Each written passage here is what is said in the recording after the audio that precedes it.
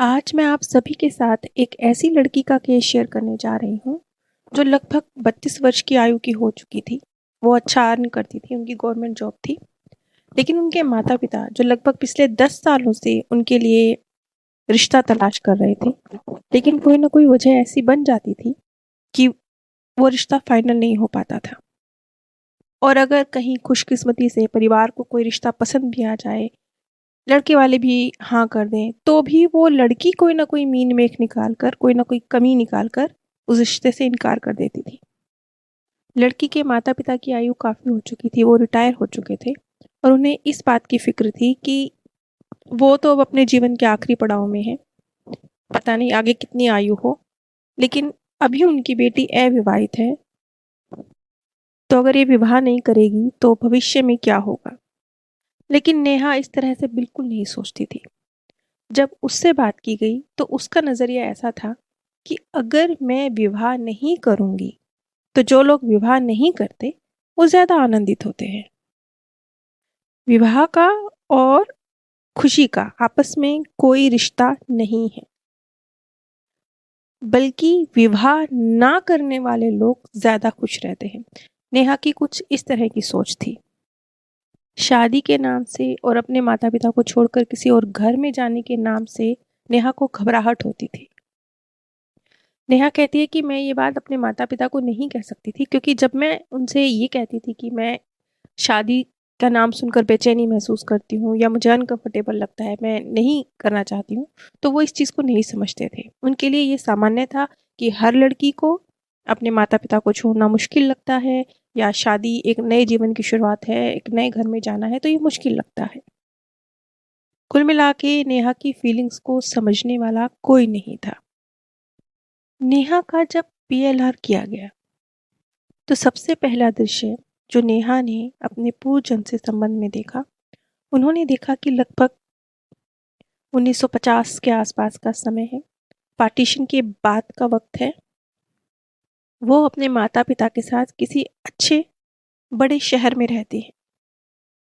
उन्होंने देखा कि वो अपने पिता की गोद में बैठे हैं, जो बहुत प्यार से हाथ में कुछ खाने की चीज़ लिए हुए उन्हें मुंह में डाल रहे हैं, उन्हें खिला रहे हैं। उनका एक बड़ा सा परिवार है जिसमें उनके दादा दादी, उनके चाचा चाची, उनकी मम्मी पापा, उनके ताऊ ताई, उनके बच्चे, एक बहुत बड़ा परिवार है। लगभग 20-25 लोगों का परिवार है, जिसमें वो एक सबसे छोटी सदस्य हैं। शायद वो अपने माता पिता की लेट संतान है, इसलिए जबकि उनके पिता घर के बड़े हैं, लेकिन वो अपने घर में सबसे छोटी हैं। समय में थोड़ा आगे नेहा देखती हैं कि उनकी शादी एक बहुत अमीर परिवार के एक बहुत खूबसूरत लड़के से तय हुई है। सभी परिवार के लोग, उनके ताऊ ताई, चाचा चाची भी, उनकी सहेलियां भी इस बात से हैरान हैं कि इनकी शादी इतने रईस और इतने खूबसूरत लड़के से तय हुई है। और बहुत सारे लोग नेहा की किस्मत से ईर्ष्या महसूस कर रहे हैं कि इसके भाग्य में इतना आनंद है, पिता की भी इकलौती संतान, इतना प्रेम, और अब विवाह भी इतने ऊंचे घराने में इतने खूबसूरत लड़के के साथ। कुल मिला के उस बर्थ में, जो कि लगभग पार्टीशन के बाद का समय है, उस वक्त में नेहा अपने एक, जिसे हम कह सकते हैं सुंदर भाग्य, परिवार से अपार प्रेम मिलना, बहुत एक इकलौते संतान माता पिता की, तो इस नाते प्रेम भी बहुत मिलना, वो सबके लिए एक आकर्षण का केंद्र थी। लेकिन विवाह के बाद के दृश्यों में नेहा देखती हैं कि उनकी शादी को लगभग 5 वर्ष का समय गुजर चुका है, और इन 5 वर्षों के समय में उनके हिस्से में सिर्फ दुख और पीड़ा आई है, क्योंकि वो माँ नहीं बन सकी, और उससे भी बड़ी बात, क्योंकि वो एक बहुत रईस घराने में उनकी विवाह हुआ था, तो जो उम्मीद थी उस घराने को कि, क्योंकि वो भी अपने माता पिता की इकलौती संतान थी, तो जितनी उनको उम्मीद थी कि क्योंकि हम भी बहुत रईस हैं तो बहुत सारा दहेज मिलेगा, वो उन्हें नहीं मिला। और इस कारण से इन 5 वर्षों के छोटा सा जो उसका वैवाहिक जीवन था, वो हमेशा दुखी ही रही है। लेकिन वो अपने दुख को कभी भी किसी के साथ शेयर नहीं कर सकी, क्योंकि उसके मायके में, उसके माता-पिता की नज़रों में, उसकी सहेलियों की नज़रों में, उसके जो इतना बड़ा परिवार था, सबकी नज़रों में नेहा राज कर रही थी। नेहा एक बहुत सेलिब्रिटी की तरह थी कि कितना सुंदर ऊंचा भाग्य है। सच्चाई कोई नहीं जानता था और नेहा किसी के साथ शेयर भी नहीं कर सकती थी, क्योंकि उसके ऊपर भी ये दबाव था कि जो मेरी इमेज बनी हुई है, यदि मैं उससे नीचे जाती हूँ, सत्य सबको बताती हूँ, तो मेरा अपमान होगा, मेरे माता पिता को दुख होगा। चाहकर भी नेहा कभी अपने परिवार के सदस्यों के साथ ये चीज़ शेयर नहीं कर पाई कि वो अपने वैवाहिक जीवन में कितनी नाखुश हैं और किस मुश्किल दौर से गुजर रही हैं, कितना अपमान और दर्द बर्दाश्त कर रही हैं। एक दहेज ना लाने की वजह से या कम लाने की वजह से, और दूसरा संतान न होने की वजह से उनको उनके मायके में उनकी सासू माँ द्वारा, उनके पति के द्वारा भी बहुत ज़्यादा एक मानसिक उत्पीड़न, शारीरिक बिल्कुल नहीं, सिर्फ भावनात्मक और मानसिक उत्पीड़न को झेलना पड़ रहा था, जो कि किसी को दिखाई नहीं देता था। नेहा को समझ नहीं आता था कि यदि शारीरिक स्तर पर कुछ घटित हो तो वो शायद अपनी चोटों के निशान किसी को दिखा भी सकती है, लेकिन अगर भावनात्मक और मानसिक स्तर पर कुछ घटित हो रहा है तो वो किसके साथ कैसे शेयर करे।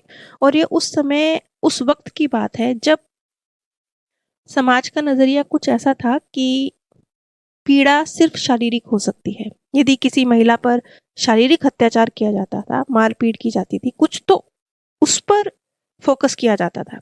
लेकिन यदि कोई महिला ये बोले कि भावनात्मक अपमान किया जा रहा है, भावनात्मक पीड़ा दी जा रही है, ताने मारे जा रहे हैं, बिना वजह की कमियां निकाल कर, नुस्ख निकाल कर उसी महिला को डिग्रेड करने की कोशिश की जा रही है, अपमानित करने की कोशिश की जा रही है, तो ये चीज़ें, माहौल कुछ ऐसा था कि बजाय इसके कि इन चीज़ों को कोई समझता, ये कहा जाता था कि तुम ही अपने अंदर सुधार करो। यदि कह रहे हैं तो सही कह रहे होंगे। यदि ससुराल वाले कह रहे हैं कि तुम्हें खाना बनाना नहीं आता, तो तुम अपनी कुकिंग की स्किल्स अच्छी करो, नहीं आता होगा। वो कभी किसी को ये नहीं कह सकती कि ऐसा नहीं है। जानबूझ के उसे पीड़ा पहुंचाने की, भावनात्मक रूप से दर्द देने की कोशिश की जाती है। लेकिन क्योंकि समाज में उसकी छवि बिल्कुल अलग है, तो वो अपनी छवि को बनाए रखने के लिए एक डबल जीवन जी रही है। एक आंतरिक है जो पूरी तरह से टूटा हुआ है, और एक बाहरी है जहाँ पूरी तरह से अपने आप को आनंदित दिखाने की कोशिश की जा रही है। एक दृश्य में वो देखते हैं कि वो जब उन्हें मायके जाती हैं तो बहुत एक गहनों से लदी हुई, कानों में, गले में अच्छी सी ज्वेलरी धारण की हुई, महंगी साड़ी पहनी हुई, और एक चेहरे पे बड़ी सी मुस्कुराहट। उनकी आंखों में दर्द है, पीड़ा है, दिल में उदासी है, लेकिन वो उस मुस्कुराहट के पीछे उस उदासी को छुपा रही हैं।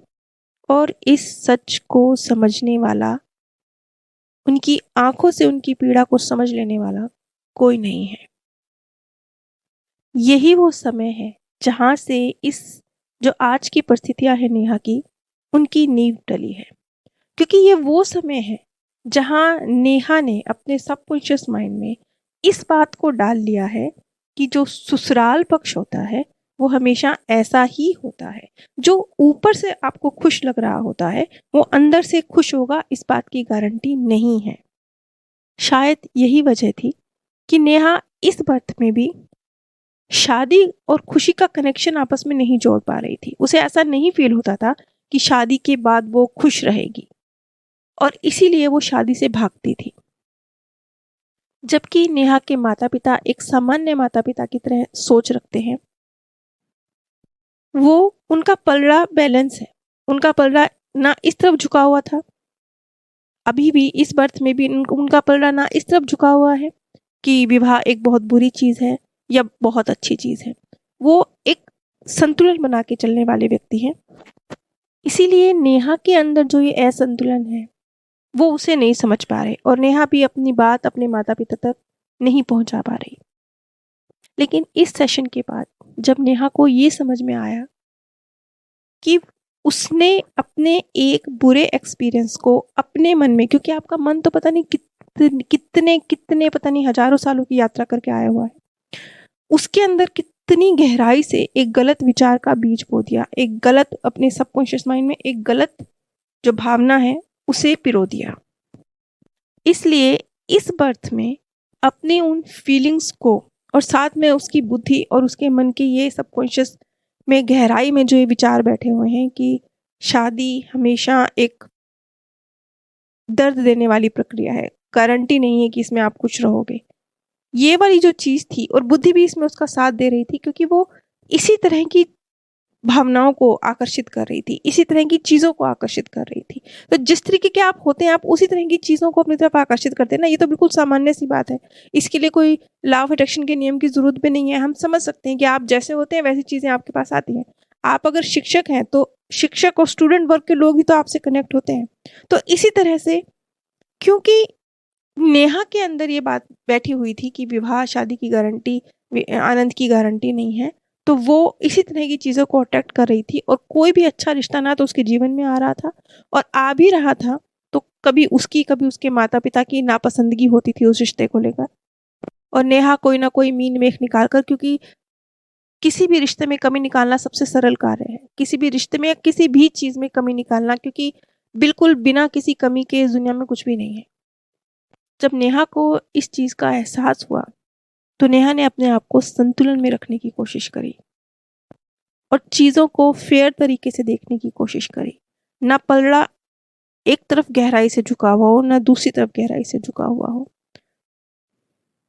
और इसके बाद जब कुछ अन्य रिश्ते नेहा के लिए आए तो उसमें से एक लड़का जो उसके माता पिता की भी पसंद का था और नेहा को भी पसंद था, तो उस रिश्ते के लिए नेहा ने हाँ कहा।